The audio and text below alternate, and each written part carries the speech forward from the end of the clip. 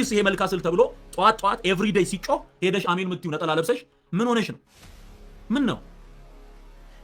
አልሰማሁም ይሄ እንደሆነ አላውቅም እምትይ ከሆነ ይሄ ነው ትርጉም።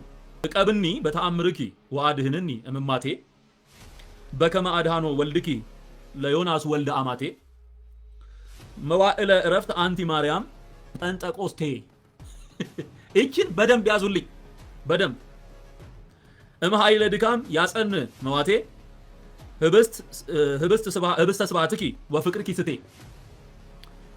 እንግዲህ በተአምርሽ ማርያም ሆይ በተአምርሽ ከመከራ አድኝኝ ብሎ ነው የሚጀምረው።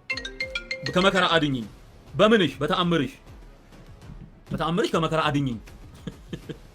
በከመ አድኃኖ ወልድኪ ለዮናስ ወልደ አማቴ። የአማቴ ልጅ ለተባለው ለዮናስ ዮናስን ልጅሽ እንዳዳነው እዚህ ልጅሽ እንዳዳነው ዮናስን በትንቢተ ዮናስ ላይ እንደምናነበው ታሪኩን በአራቱ ምዕራፎች ላይ እንደተዘገበልን አልታዘዝ ብሎ ወደ ተርሴስ ሲወርድ በመርከብ ሲሳፈር እግዚአብሔር ባህሩን አናወጠው። ከዛ በኋላ ማን ነው በደል የሰራው ተባብለው ተነጋገሩ። እጣ ወጡ። እጣው ዮናስ ላይ ወደቀ። ወረወሩት ወደ ውሃ ውስጥ። ከዛ በኋላ 3 ቀን እዛ ከቆየ በኋላ እግዚአብሔር አሳውን አዘዘው። ዮናስን በየብስ ላይ ተፋው ይላል። አሁን ይሄን ታሪክ አመጡና ልጅሽ ዮናስን እንዳዳነው ወልደ አማቴ መሆኑን ራሱ አይታወቅም እንዳዳነው አንቺም እኔን በተአምርሽ አድኝኝ። ታድናለች ወይ? ቆይ ማርያም ሲጀመር እግዚአብሔር ራሱ ነው ዮናስን ወደ ውሃ ውስጥ እንዲወርድ ያደረገው። የእግዚአብሔር ይሄ መለኮታዊ የሆነ ችሎታ ነው። there is no one can do this። ማንም ሰው ይሄንን ፍጡር የተባለ ሊያደርገው አይችልም።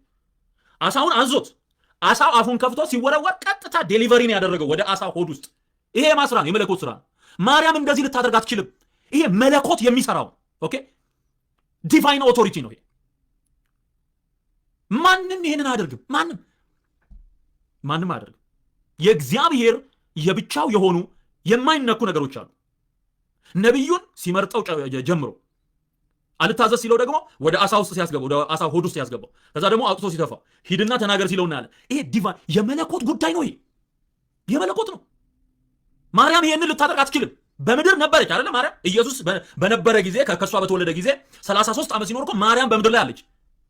ወንጌል ላይ እንደዚህ አይነት ነገር ማርያም አደረገች ተብሎ ተጽፎላ ካልተጻፈ በምን ሂሳብ ነው እንዲህ አይነት ድርሰት የሚደረሰው? አንቺስ ይሄ መልካ ስል ተብሎ ጧት ኤቭሪዴይ ሲጮህ ሄደሽ አሜን ምትዩ ነጠላ ለብሰሽ ምን ሆነሽ ነው? ምን ነው? አልሰማሁም ይሄ እንደሆነ አላውቅም እምትይ ከሆነ ይሄ ነው ትርጉም። እንዴ ይሄ ነው። የባሰው ደግሞ አለ። ምን ይላል? መዋዕለ ዕረፍት አንቲ ማርያም ጴንጠቆስቴ። ጉድበል ጎንደር ይሄኔ ነው ያቂ ተናግሬበት አላውቅም። ባይዞ በዚህ ጉዳይ ስመረምር ጴንጠቆስቴ ማለት መንፈስ ቅዱስ ማለት ነው። 50ኛው ቀን ወይም ደግሞ መንፈስ ቅዱስ የወረደበት ዕለት። አሁን ለምሳሌ በዚህ በቸርች ኮንግሪጌሽን ሂስትሪ ውስጥ ከተመሰረቱ ዲኖሚኔሽኖች አንዱ ወይም ደግሞ ማዕቀፍ መካከል አንዱ ፔንትኮስታል ተብለው የሚጠሩ ቸርቾች አሉ። ጴንጠቆስጤ